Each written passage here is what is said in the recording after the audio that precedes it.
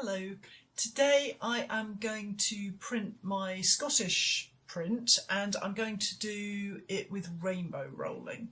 And rainbow rolling simply means a blend of colour across the width of the roller. So mixing colours actually on the roller. Rainbow rolling, I'm not in love with the name because it's and when it's usually shown as an example, it's done with really bright colours. So you have like maybe yellow going into red, going into purple or something like that.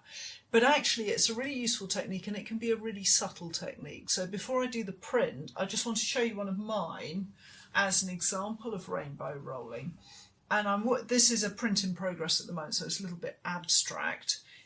And what I've done is I've rainbow rolled it so that it's blue at the top. This is a Scottish landscape in the snow, as you can probably see. And I'm using rainbow rolling so that it's blue at the top, coming down into neutral in the foreground. And also the sky is a good example of a rainbow roll. So it doesn't have to be all sorts of rainbows and unicorns and things like that. It can be a really subtle and sophisticated technique. So for today's print, I am going to use water-based inks because water-based inks give me the best shot of being able to print layer by layer in one film, basically wet on wet. It's not great practice to print wet on wet. I keep saying this. I'm doing it because I'm filming, but normally I would allow each layer to dry before putting the next layer on. But for the purpose of the film, we'll try it out. So water-based ink, and the paper I'm using today is another one of our Garmi's editioning paper. That's from this sample pack, and this one is the Bamboo Select. Now the Bamboo Select I've used for Japanese woodblock printing and I've really enjoyed using it for that. But today I thought I'd give it a go for hand printing because it's a little bit heavier than the other papers that I've shown you. So this is 170 gram weight paper and I've got it smooth side down, so the smooth side will take the ink in my device ready to print. That out of the way, and I've got my inks here. Now when you do rainbow rolls, if you possibly can, try and use a roller that is long enough for you to ink up the whole area you want to rainbow roll using the width of the roller. Mine is nearly big enough. I'll have to do a little bit of shimmying up and down to cover the block, but it's basically long enough. If you can't do that, and sometimes I can't do that if I've got a great big print, I just don't have a roller that's long enough to do the whole width of the print, what I will do is I'll have like a middle roller that will do the rainbow bit where the colour transition is, and then I'll have a roller with solid colour at either end in the right colours, and I'll ink the middle bit and then I'll fill in the gaps with the other rollers. So that's how I would improvise. But if you have got one that's wide enough, that's a better option. And when you put your inks out, if you're inking up like me, it doesn't matter which way round you put them, because I can swap the block around. I can't turn the roller around, so I have to have the ink in the same direction all the time, but I can move the block around. But if you are inking up in a position where your block for some reason is fixed, then do think about which way to put out your ink so that when they're inked up on the roller and you go to it, the roller is naturally in the right orientation for the rainbow you want to roll. And the final thing I would say is the transition. Decide where you want that rainbow change to happen with your inks. So here I'm about sort of half and half, which is fine for what I want to do here. But think about maybe you might want a transition where there's a little bit of one colour and a lot of the other colour. So get your inks divided up correctly so your rainbow happens in the right place on the roller as well. And the final bit of advice I would say is if you have a roller like, for example, this one, where this one can only be used in one direction because of the way the bar's designed. This one, you can put it down either way. If you're doing a rainbow roll and the colour's quite subtle, put a marker at one end and a marker at one end so that you put the roller down the right way around, because the more times you put it down the wrong way around and flip it, the less rainbow you'll have and the more cohesive one colour you'll have. So do mark it up if you're frightened that you might put it down the wrong way round. So I'm just going to start working that, and you'll have seen from my other films what I'm going to do is to start pulling a little ink down and working that roller.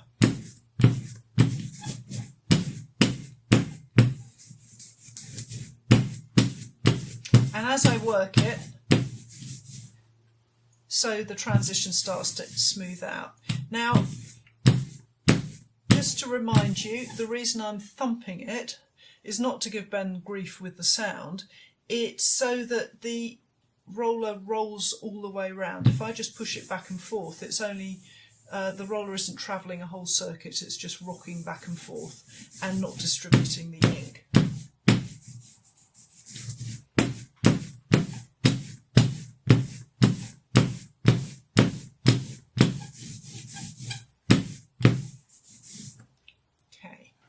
Make a start. So I know that I want grey at the top here where the sky is, and I want it to go down to this sort of beigey colour for the bottom half of the print. So I'm just going to start transferring the ink.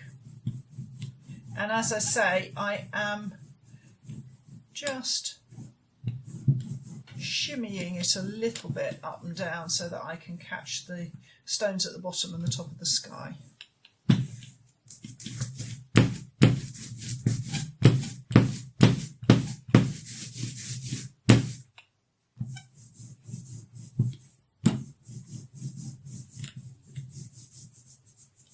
Just making sure that I'm working the block all over. Now, it's not as easy to ink up with a rainbow as it is to ink up with flat colour, because you don't have the luxury of moving that roller all around to distribute the ink. You have to stay in your orientation. So let me just make sure that I've got enough ink here. So you do have to work a little bit harder to get your result.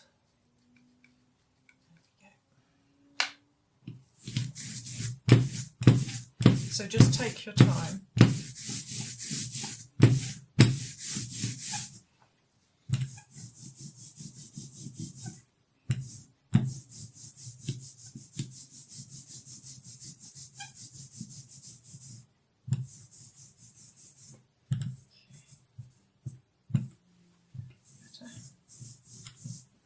And I'm just tilting the roller there just to make sure that I've caught the edge.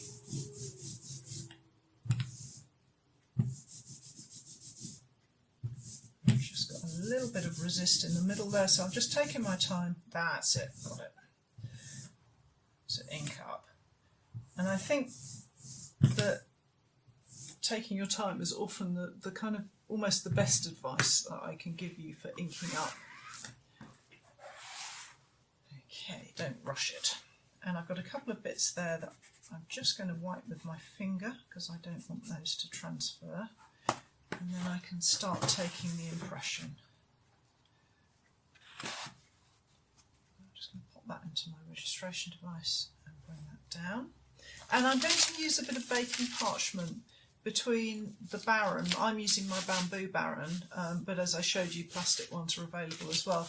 And that baking parchment is just protecting the back of this washi, which it may or may not need. I'm just being a bit belt and braces to start off with. I want to make sure that I don't rub the back of it too hard.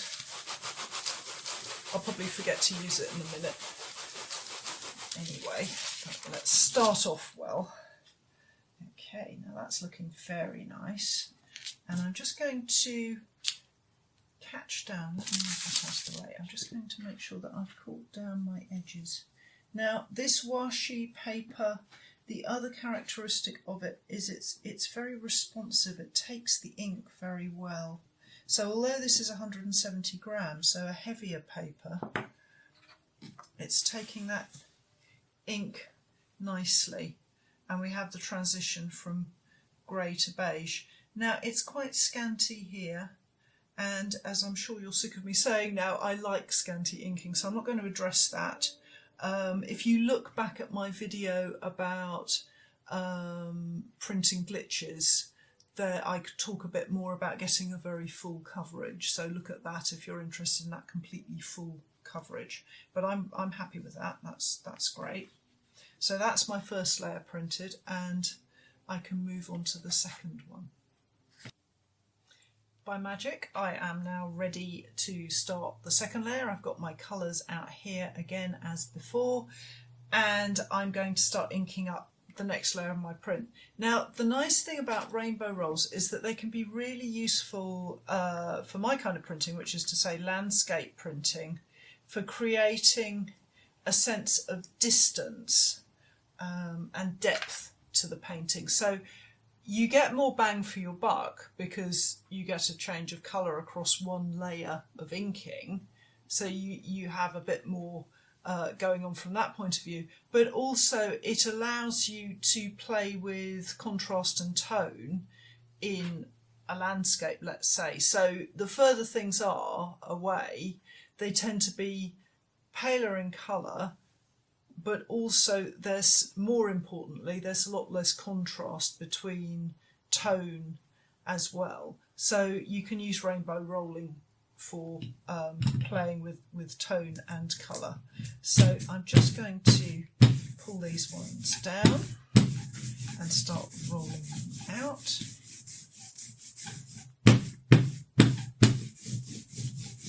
And you see how, hopefully you can see that I'm sort of moving I'm not sticking straight to the middle, I'm moving from side to side just to blend up that central part a little bit.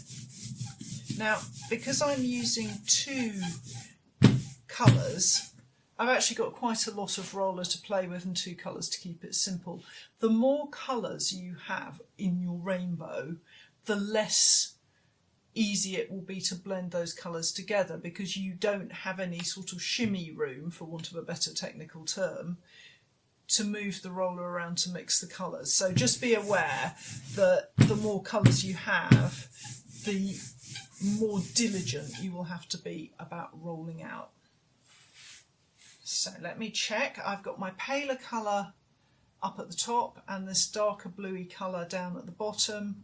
So this paler colour is going to marry with the grey and have a little less contrast with it, hopefully. And I can start my rolling out.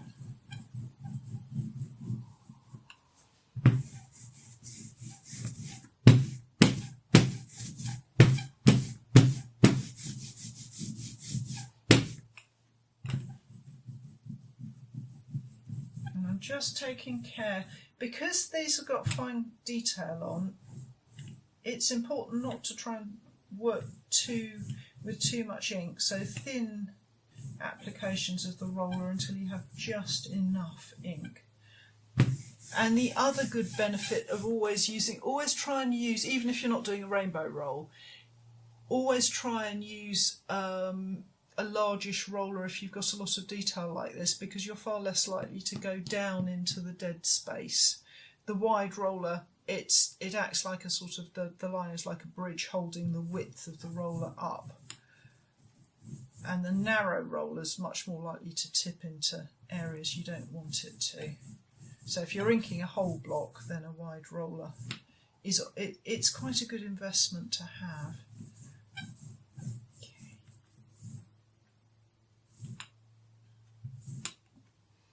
There we go. Let's try that and see.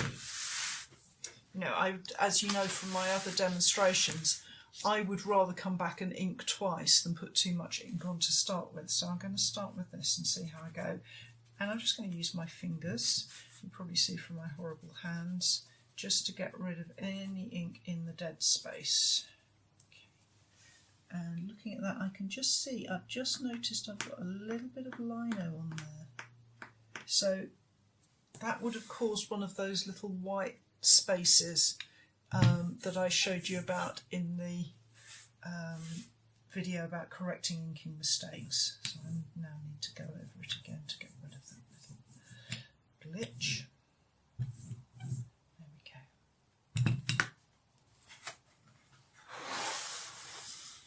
go.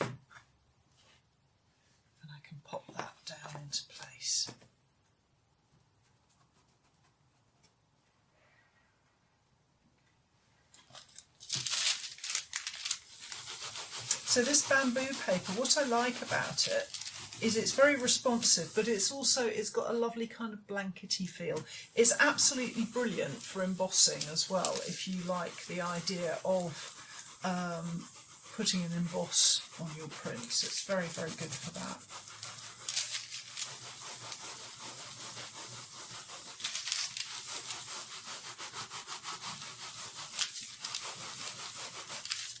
Right, just have a sneaky peek and see how we're doing. Oh yes, that's rather nice. That's looking very good actually. So there we go. So I've now got my 2 layers on, and as you can see, the rainbow roll has meant that I've got more contrast happening here and less contrast happening up here, which is kind of what I was aiming for.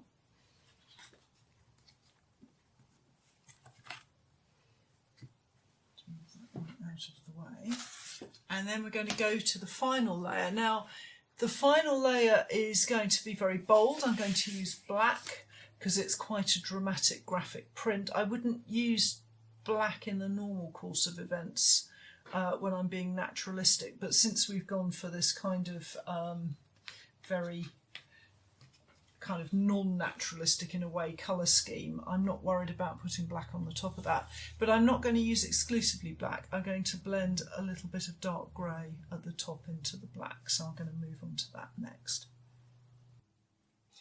Now I'm coming on to printing the final layer. I need to do a little bit of housekeeping before I do that.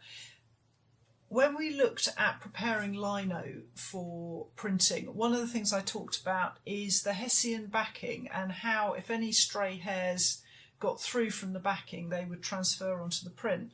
Well, as you can see, this final layer, because I've printed up lots of teaching aids from this, it's seen a bit of action, and the Hessian along the edge is starting to get to lift. So all I'm going to do is I'm going to take my Stanley knife, I think you call it a box cutter in America, and cut off those nasty hairy bits, because what I do not want is it catching in the ink and then transferring onto the print. And I've got a little bit up at the top here too that I'm going to take out as well. So throughout the process, just keep an eye out for stuff like that, because it's horrible when you're printing a print and you're quite a long way through and then suddenly you start getting marks on the paper out of nowhere, and it's something that you could have dealt with if you'd noticed it. So that's really aggravating. That's the bitter voice of experience speaking there. So I've taken out my loose threads. I think I've got them all out. Let's just get rid of that one. Better. Okay, no more threads, and I can ink up. So this is the final layer. So for me, this is a very, very simple print in that it's only 3 layers. But when it's simple like that, you do have to think quite hard about what colours you use and what the contrasts are.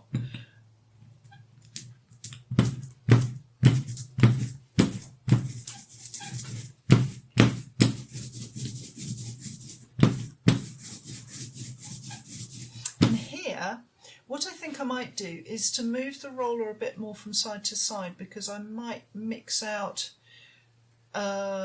into the black more so that I have a softer transition rather than a straightforward one. So I'm just going to, if you can see, I'm just pulling the roller back and forth. I quite like to get, if I move this across so you can maybe see better on the overhead camera, a sort of almost a shimmy of ink there where it's not that smoother transition. So I'm just moving from side to side to do that and creating a less sort of abrupt transition for this layer.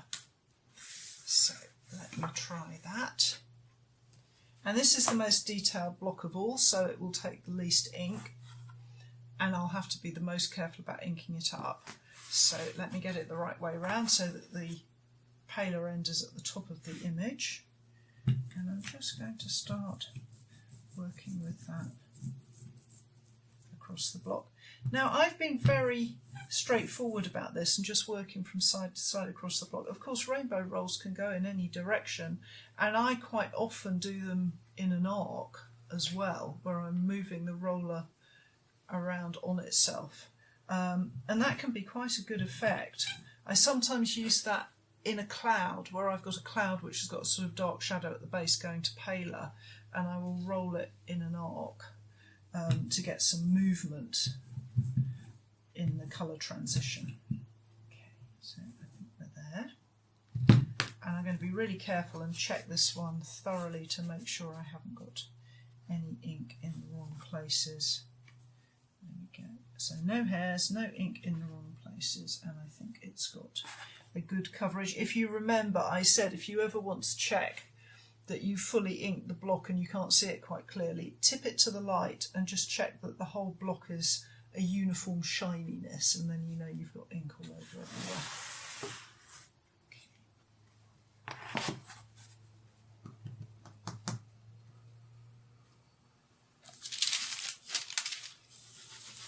And I'm being quite wary with the pressure here.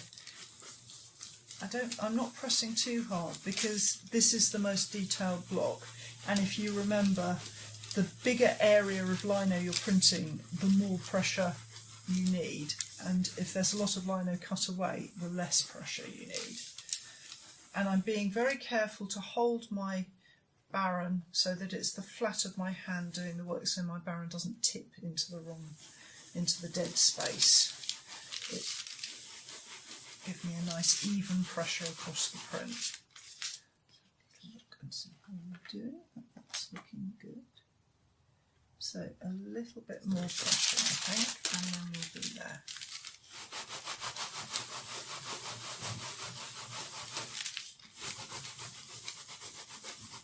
So you can always up the pressure and you can always up the inking, but it's very hard to dial down on either. So I would always start cautious and increase rather than start with a lot of pressure or a lot of ink.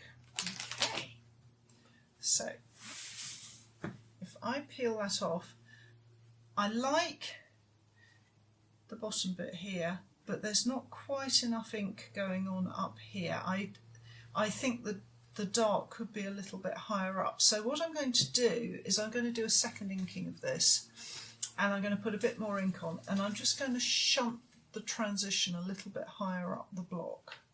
So a little bit of an adaptation. As I say, that's a thin layer, so I can get away with putting another thin layer on the top.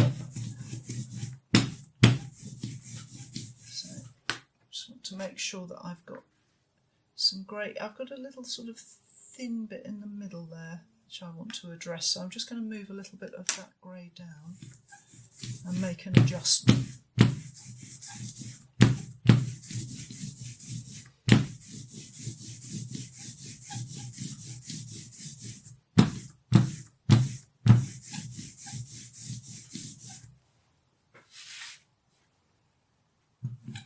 So the other thing to take away from this is that it doesn't have to be perfect the first time. You make adjustments and you can adapt and change things slightly as you go along. So don't ever feel that, you know, once you're a professional printmaker it just all flows and it's always perfect. I'm constantly adjusting and changing. What does happen is that the more expert you become, the better you are at getting where you want. You understand what steps you need to take in the journey to get there.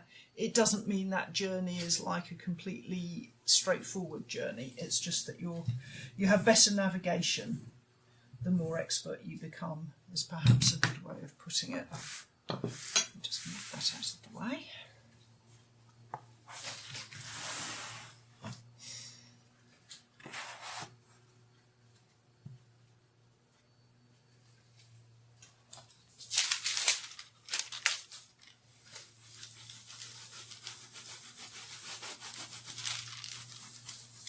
So you'll notice that I haven't gone in with a spoon to put more pressure on my print. with fine detail like this, it's tricky to do that because the spoon can jump off the lino. There's not very much lino there, so it's easy to spoil the print.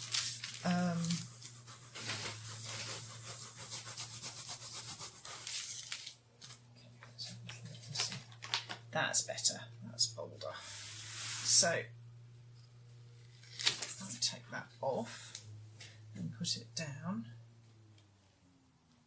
I've got a nice transition going on up here and down to the bottom, and that rainbow rolling has given me the contrast in tone here. So up at the top there's not as much contrast in the colours and the tone as down at the bottom, where it's a much bolder colour combination. So it has that feeling of distance.